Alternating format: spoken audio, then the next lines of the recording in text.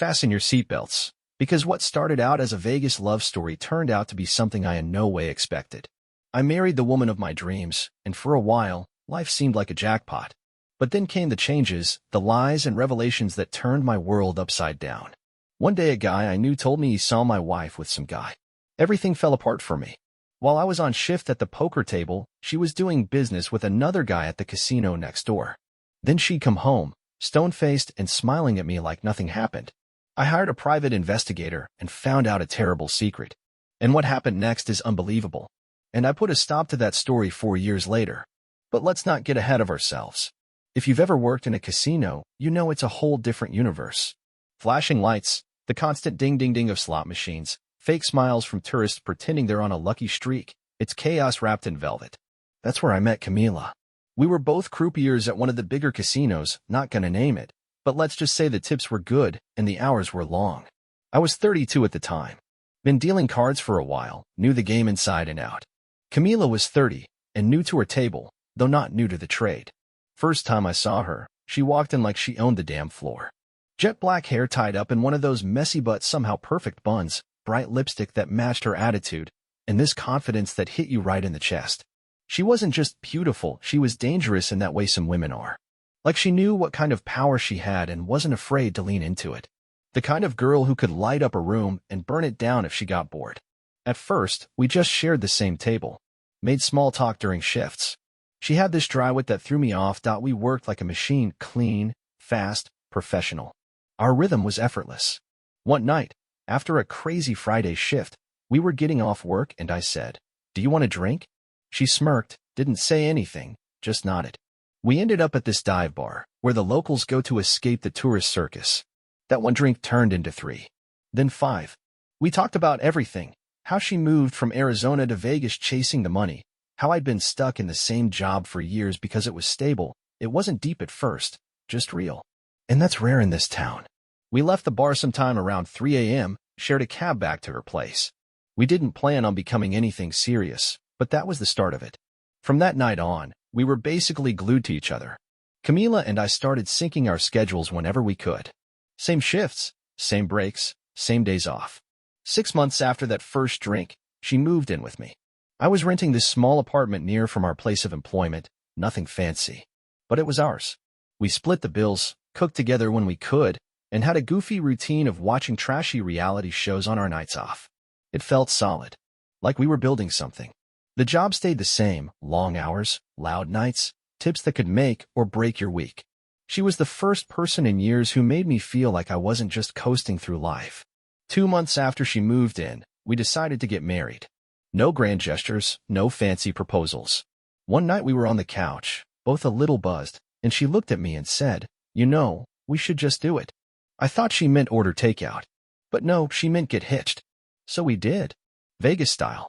Elvis impersonator, open bar, our coworkers as witnesses, and a playlist that was 80% bad 2000s club hits. I wore a rental tux that smelled like someone else's regrets. She wore a white dress that cost $30 but made her look like a movie star. It wasn't traditional. It wasn't perfect. But it was ours. For a while, life was good. We were still working the same shifts, still spending our downtime together.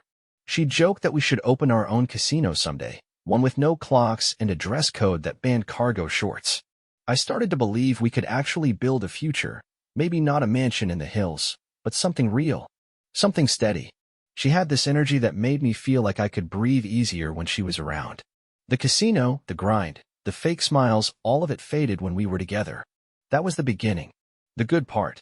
And if I had known what was coming next, maybe I would have paid closer attention to the small things, the little signs. But at that point, I was all in. 3 months after our wedding, the casino did one of those classic management restructuring moves. New faces at the top, new systems, new headaches. They brought in some big shot from another property in Reno who decided our schedules were all wrong. Said we needed better rotation, more flexibility. What it really meant was chaos. Camila and I got split onto opposite shifts, midnight to 8. Just like that, the whole rhythm we had built for the last year vanished overnight. At first, we laughed it off. Thought it'd be temporary. We even joked about being like secret agents passing in the hallway. I remember the first few nights, we'd leave notes for each other on the counter. Stuff like, Made you coffee, don't forget lunch, or hope your shift was smooth. Love you. But those notes got shorter, then stopped altogether. The change hit harder than I expected. It was like trying to hug a ghost. I'd come home around midnight, and the apartment would be empty and dark, with her scent still hanging in the air. Her shoes by the door, a hair tie on the table, but no Camila. When she came back, I was gone. The only time we crossed paths was when we were handing over the shift. It was weird being married, but barely seeing the person you married. On paper, nothing was wrong. We weren't fighting, weren't yelling, weren't slamming doors. But something unspoken had shifted. We were roommates more than husband and wife, like two people sharing a space but living completely separate lives. The worst part was the silence. I missed cooking together, dancing barefoot in the kitchen with a beer in hand while she made fun of my taste in country music. Now, dinner was just leftovers in takeout containers, eaten alone in front of the TV. We stopped doing things together. Weekends off never lined up. She started spending her free time with coworkers from her shift, people I didn't know, never met. I didn't think much of it at first. I figured she needed a social life, just like I did. I'd come home some nights and the place would smell like perfume. Not strong, but faint, fresh. Like she'd just left, like she had somewhere better to be. And I hated myself for even thinking it. I trusted her. I really did. Or maybe I just wanted to. There was this one day off we actually had together, total fluke. I was excited, had plans in my head. Maybe drive out to Mount Charleston, grab breakfast, catch a matinee. She woke up late, said she had a headache. Stayed in bed most of the morning. Didn't want to go anywhere. Said she just needed to rest. I told myself not to overthink it. Everyone gets tired. Everyone needs space. But the thing is, space starts to stretch if you're not careful. Ours stretched so far that even when we sat on the same couch, it felt like we were on different planets. She started dressing different, more makeup on her days off, tighter clothes, perfume I didn't recognize. I noticed. I just didn't say anything. Part of me thought calling it out would make it real. I didn't want to admit we were drifting. I kept telling myself this was just a phase. Shifts would change again. We'd get back in sync. I held on to the idea that we were still us. That the woman I married, the one who once danced with me in a parking lot barefoot and drunk, was still in there, just tired, just stretched thin like me. But deep down, I felt it. That quiet panic when you sense something slipping away and you can't grab hold of it no matter how hard you try. We were still married, still sharing a bed, still had our names on the lease. But it wasn't the same. And I didn't know it at the time, but that quiet distance, that stretch of silence, wasn't just the start of a rough patch. It was the beginning of the end. It was just another shift, or at least it started that way. I'd gotten used to the routine, clock in, polish the chips, fake a smile for the cameras, deal the cards like nothing in the world was off. By then, the distance between Camila and me had become the new normal. I wasn't happy, but I wasn't falling apart either. Just going through the motions. That night, Derek showed up to cover for Mark, who'd called out with some food poisoning or flu. Nobody knew for sure. Derek normally worked the early morning shift, but he and I had overlapped a lot back when I first started. We were setting up at the blackjack table during that quiet lull between tourist waves, and out of nowhere, Derek glanced over and said, real casual like, "Hey man, I think I saw your wife at the Palms last week." I looked up from shuffling. "Yeah." He nodded, still counting chips. "Yeah, she was with some guy." I laughed. It came out too quick, too forced. "No, you must have been mistaken. Camila doesn't go to the Palms. She hates that place." Derek just shrugged. "Maybe I'm confused. Maybe I'm not. I just thought you should know that." And that was it. He went back to work. But something about the way he said it stuck. That offhand tone, like it wasn't a big deal, but maybe it was. Like he didn't want to stir trouble, but also didn't want to keep quiet. The rest of the shift dragged. I've been going over and over in my head his words. That night after work, I drove home. I wanted to call her and ask her about the Palms. Wanted to say, "Hey, were you there last week? With someone?" But the words wouldn't come out. Part of me didn't want to hear the answer. Part of me wanted her to walk into the kitchen, wrap her arms around me, and laugh it off like some ridiculous mix-up. But that didn't happen. The apartment was empty, she was working. Over the next few days, I couldn't stop thinking about it. I tried to let it go. Told myself it was just Derek being mistaken. Maybe it wasn't her. Maybe it was a coworker of hers. But deep down, that itch wouldn't go away. That tiny gnawing voice in the back of my head kept whispering, what if it was her? What if he was right? So I did something I never thought I'd do. I found a local private investigator online, had good reviews, middle-aged guy, looked like the kind of person who could blend in anywhere. We met. His name was Jerry. Wore a polo tucked into jeans, not what you'd expect from someone who spies on people for a living. I told him what I knew, about the shift changes, how we barely saw each other, how a friend said he might have seen her with someone else. I felt stupid even saying it out loud. Like I was overreacting. Like I was some paranoid husband who couldn't accept that his wife had friends. But Jerry didn't flinch. He nodded, took notes, asked questions. What time did she usually leave for work? Where did she say she went on her days off? Did she keep a regular routine? Did I notice anything different lately? I answered everything honestly. Anything I could do. But the main thing I said was, we only see each other before shifts. The rest of the time, I don't know where she is or who she's with. Jerry asked for a recent photo and said he'd follow her for a couple of weeks, maybe 3. Told me to keep acting normal, not to raise suspicion. I agreed. Paid him the retainer in cash and left the diner with a tight feeling in my chest. Driving home that night, I felt like I had just opened a door I couldn't close again. Like whatever came next, there was no going back to the way things used to be. I told myself maybe I was wrong. Maybe she was just going through something. Maybe I was making it bigger than it was. But that one sentence from Derek kept echoing in my mind, over and over, like a broken record. And once that thought took root, it didn't let go. It took about a week before Jerry, the PI, sent me his first update. Just a short email with a vague note. Got some stuff. Working on more. We'll follow up soon. I remember sitting at the kitchen table reading it on my phone. It felt like holding a live wire, like something big was coming, but I didn't know how bad it was going to be yet. He waited 3 full weeks before sending everything. Said he wanted a clear pattern, not just a one-off. I understood. If I was going to confront her, I needed facts. Not guesses. Not rumors. Proof. The envelope came one Thursday morning. I told work I had a stomach bug and took the day off. My hands were shaking when I opened the thing. Inside was a stack of photos, some timestamped notes, and a short typed summary. There were over a dozen photos. Different dates, different places, but always the same guy. They never looked in a hurry. Always calm. Camila walking into a hotel lobby next to him. Camila standing by the elevator, laughing. Camila coming out of a diner in Summerlin with him on a Sunday afternoon, the same day she told me she was visiting her cousin. She looked different. Not just happier. Lighter. Like someone who didn't carry the weight of guilt. Like she wasn't worried about being caught. Like she had already made peace with whatever this was. I sat there for maybe 2 hours, going through them again and again. I read Jerry's notes like they were courtroom testimony. He even wrote, appears very comfortable with this man. Not acting like she's hiding it. That last line cut deep. I took some time off work so our weekend would overlap. I waited for her day off. Made sure I could be home. Didn't want to blow up at her while she was getting ready for work or while I was running out the door. I wanted it to be just us. No distractions. No noise. That morning, she was in the kitchen, making coffee like it was any other day. She wore one of my t-shirts, the one she always stole after laundry day. Hair tied up. Barefoot. For a second, it felt like nothing had changed. I walked into the living room and put the manila folder on the coffee table. She looked at it, then looked at me.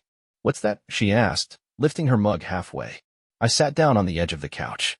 You should probably open it. She didn't move at first. Then she came over, sat across from me, and flipped it open. No reaction at first. Just turned the photos like pages in a magazine. Calm. Mechanical. When she got to the last one, she took a deep breath and said, okay. That was it. Not what is this or this isn't what it looks like. Just okay. I stared at her. That's it. You're not even going to try and deny it. She rubbed her forehead, looked down at the floor for a second, then met my eyes. Dylan. I guess I just stopped feeling it. That sentence hit like a freight train. No tears. No anger. Just words that didn't seem to carry any weight to her, but knocked the air out of my lungs. I sat back, arms crossed. So what now? She looked at the folder again, then back at me. Let's just get a divorce. It was said like she was asking to cancel cable. Calm. Cold. Clean. I didn't answer right away. Just nodded slowly. It wasn't like I hadn't imagined this moment. Hell, I've been playing different versions of it in my head for days. But now that it was real, I didn't feel relief. I felt hollow. She stood up, went into the bedroom, and closed the door. No yelling. No explanations. Just a door clicking shut. I stayed on the couch for a long time. The folder was still open in front of me, photos staring back like they were daring me to react. But I didn't. I couldn't. We hardly spoke that day. She ordered her own food and watched some show in the bedroom. I heated up the leftovers and sat at the kitchen table, listening only to the hum of the refrigerator and the distant laughter from her TV. In the evening, she went to work. I stayed home. I didn't cry. I didn't throw anything. I just stared at the empty chair across from me and thought about how quickly people can drift apart without making a sound. One minute you're making late-night pancakes and matching pajamas, and the next, you're laying down evidence like court documents. She didn't fight me, didn't say sorry, and that told me everything I needed to know. We had nothing to fight over. No shared bank accounts, no house, no kids, not even a pet. Just a rented one-bedroom apartment with beige carpets, a sagging sofa that we bought second-hand, and a TV that was way too big for the living room. When you think about a marriage ending, you imagine drama, yelling, doors slammed, accusations flying. But ours just fizzled. Quiet. Numb. After that morning when I laid the photos out and she admitted it, we didn't talk about it again. Not once. No apologies, no explanations, no regrets, at least none that she said out loud. We became two people coexisting in the same square footage, floating past each other like two boats in fog. I called my manager the next day and told him I was quitting. I didn't even try to come up with a good excuse. Just said I was done. He offered me some personal days, said maybe I'd change my mind, but I told him I appreciated it and left it at that. I gave my 2 weeks' notice and worked every shift quietly. No drama, no announcements. Some of the other dealers probably knew something was up. This town is built on whispers and side glances, but no one said anything to my face. I preferred it that way. Meanwhile, Camila and I still shared the apartment because neither of us had anywhere else to go. Vegas rent doesn't exactly offer room for pride. We still worked different shifts and didn't cross paths at home. She's at work. I'm at home. I'm at work. She's at home. We developed this silent choreography, like we were sharing a stage but never in the same spotlight. 2 more weeks passed like that. Then we filed the paperwork.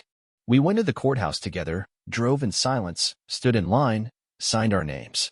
They gave us a court date for the official hearing. 2 months out. Said it was just a formality since we had no disputes. Just needed to show up, confirm everything, and walk away. The ride home from the courthouse was the last time we were truly alone together. And we didn't say a word. That night, I packed a duffel bag. Just essentials, couple shirts, jeans, my shaving kit. I left the rest. What was I going to do with old casino uniforms and birthday cards from someone who wasn't coming back? I booked a one-way ticket to Indiana. Called my folks to let them know I was coming home for a while. Didn't give them the full story, just said I needed a break from the desert and a reset. My dad said, "You always have a place here," and that was enough. Leaving Vegas wasn't dramatic. I didn't do a final walk through the apartment. I just left my key on the kitchen counter, texted Camila, "Gone. It's yours now," and walked out. The airport felt like a strange dream. People rushing around with bags and plans and excitement, while I stood there with a single carry-on and a head full of questions I didn't want answers to. The flight was short, but it felt endless. When I landed in Indianapolis, the air felt colder, heavier. The kind of cold that cuts through your jacket and wakes something up inside you. My dad met me at the curb in his old truck. He didn't say much, just patted me on the back. I sat in the passenger seat and stared out at a town that hadn't changed in 10 years. I didn't cry. I didn't collapse. I just felt tired. Bone-deep tired. The first few days back home were quiet. Mom made too much food, like feeding me was the cure. Dad asked if I wanted to go fishing. I said maybe later. I slept in my old room with posters still on the walls, even though I was too old for them now. I thought about Camila, but not the way you think I would. I didn't miss her, not really. I missed the idea of us. The comfort. The routine. The illusion. I missed the version of her that existed before the shift changes and the silence. Before hotel rooms and strangers. It's strange how a marriage can end without a bang. No yelling, no slam doors. Just a quiet understanding that what you had is gone, and there's nothing left worth saving. I didn't know what came next. I had no job, no plan, no wife. Just some money saved up, a broken heart, and a second chance I hadn't asked for. But maybe that was enough to start over. About a month after I got back, I ran into Travis. We went to high school together, used to be thick as thieves back then. Lost touch over the years. He recognized me at a gas station, of all places. I was grabbing coffee and a bag of jerky, and he tapped my shoulder. Dylan. I turned around and there he was, same scruffy beard, same crooked smile, but with a little more gray in his hair. We caught up right there in the parking lot like no time had passed. He asked what I was doing in town, and I told him, just regrouping. Didn't feel like getting into the whole Vegas mess, and thankfully, he didn't push. Instead, he said, "Hey, I've been working on something, might want to run it by you." 2 days later, we met up at this hole-in-the-wall diner, and he laid it all out. Travis had started building custom game tables out of his garage, blackjack, poker, roulette. Not the cheap folding ones you find at parties, but real high-end stuff. Mahogany, inlaid designs, custom felt with people's names or logos stitched right in. He had 3 sold already, word of mouth, and he was barely keeping up with demand. He said, "I know you know the casino world better than anyone. Help me turn this into a real business." I didn't say yes right away, but I didn't say no either. Over the next few weeks, I hung around the shop, sanded edges, tested felt, weighed chips, offered feedback on layouts. I didn't know a damn thing about woodworking, but I knew how a table should feel, how the cards should glide, where a dealer's elbows should rest, the perfect height for a player to lean in. That kind of detail doesn't show up on spreadsheets, but it matters. Eventually, I invested a chunk of my savings into it. We moved out of his garage and into a rented warehouse on the edge of town. Hired a couple guys who knew their way around a saw and a stain brush. Set up a clean website. Started showing up at small trade shows, local expos, even mailed sample brochures to a few casinos. And somehow, it worked. 2 months have passed, and the day of the trial has come. I was in Vegas at the time. The trial itself was quick, quiet, nothing to remember. After the trial, Camila and I said goodbye like old friends, and I drove back. Little by little, orders started coming in. First for home game rooms. Then from boutique hotels wanting to offer a private casino night experience for high-paying guests. We got a deal with a cruise line. Then a production company that needed a vintage poker table for a gangster movie filming down in Georgia. I started handling the business side, clients, scheduling, logistics, while Travis focused on the craftsmanship. We made a hell of a team. There were long days, mistakes, and nights where I passed out with sawdust on my jeans, but for the first time in years, I felt like I was building something that belonged to me. By the end of year 1, we had a wait list. By year 2, we were shipping internationally. By year 3, we had full-time staff, a real office, and contracts with several high-end designers who wanted to feature our tables in their catalogs. I walked into a luxury hotel in Chicago and saw one of our roulette tables being used for private events. That was a surreal moment. Travis cried. I laughed. With the money coming in, I bought a house just outside town. Nothing too flashy, but it had a big porch, a detached garage, and a view of the woods that turned gold in the fall. It felt like peace. And yeah, I bought the car. A black Porsche, sleek as hell. To me, it was a reminder. A reminder that I hadn't just survived what happened in Vegas, I'd outrun it. I thought about Camila sometimes, but less and less as time passed. When I did, it wasn't with bitterness. It was just like remembering someone you used to know. Like a photo you forgot you had in an old box. She belonged to a chapter that had already ended. Everything that came after? That was my story now. And it was only just getting good. 3 years since I packed my bag, left that apartment key on the kitchen counter. In that time, I built a new life, different, quieter, and better in just about every way. One day, Travis walked into the shop while I was reviewing supplier invoices and said, "Man, we need a break. Let's hit Vegas." I laughed, half thinking he was joking. But he wasn't. He had already looked at flights and was eyeing hotel deals online like a kid planning his first road trip. The idea didn't sit right with me at first. I'd worked too hard to leave Vegas behind. But part of me was curious. Not in a dramatic, face-your-past kind of way, more like wondering how much the place had changed. And maybe, just maybe, how much it had changed. But I told him, "No airplanes, we're taking my car." He smiled and said, "We'll take turns driving." We booked a room at the hotel where I used to work. It felt like the full-circle kind of thing you do when you're ready to put something to bed for good. I told Travis we wouldn't gamble there. Former croupiers playing at their old stomping grounds tend to raise eyebrows. Not to mention, the management probably wouldn't be thrilled about it. So we planned to spend our casino time elsewhere, and the hotel was just a place to rest our heads. Coming to Vegas was weird. The city still glowed the same way, still pulsed with that mix of chaos and glitter. But it didn't have the same pull. I wasn't looking for something in the lights anymore. I'd found what I needed back home. After checking in, Travis wanted to go play at the casino, but I needed to stretch my legs, and the hotel lobby brought back more memories than I expected. I wandered around for a while and eventually ended up at my old workplace. The smell hit first: cigarettes, carpet cleaner, and years of adrenaline. It hadn't changed. I walked slow, hands in my pockets. Nobody paid me any mind. I passed the roulette wheel where I spent hundreds of shifts. Saw a couple of new faces, but the layout was the same. My feet knew the path before I did. And then, there she was. Camila. She was at the blackjack table near the far end. Still wore her hair up. Still had that red lipstick she always swore by. Her uniform hadn't changed. But her eyes. That was different. They looked tired. Not just physically, deeper than that. Like someone carrying too many days that all felt the same. We made eye contact. Her hands paused, just for a beat. Then she smiled. A soft one, not fake, but not exactly warm either. Like she wasn't sure if she was glad to see me or just surprised I was real. She waited until she was replaced at the table and came over to me. "Hey," she said, walking up. "Hey," I replied. There was a moment of silence. We stood like two people meeting at a grave, unsure what to say. "You look different," she said. "Good different." "Thanks," I nodded. "You still working here?" "Yeah." Moved up a little, but I stayed. "Pays the bills." We found a quiet spot near the lobby bar. She asked about me, and I told her. I didn't hold back. Told her about Travis, about the tables, the clients. Showed her a photo of the shop, the house, even the Porsche parked outside the hotel. She smiled and said, "Wow," but it was the kind of wow people say when they're trying to pretend they're not jealous. She kept her tone even, but I could tell my success landed harder than she expected. She asked if I was happy, and I said, "Yeah, I really am." Camila nodded, looking down at her hands. Her nails were still painted in that same soft pink she used to wear when we were together. She looked up and said, "You did good, Dylan." There was something in her voice.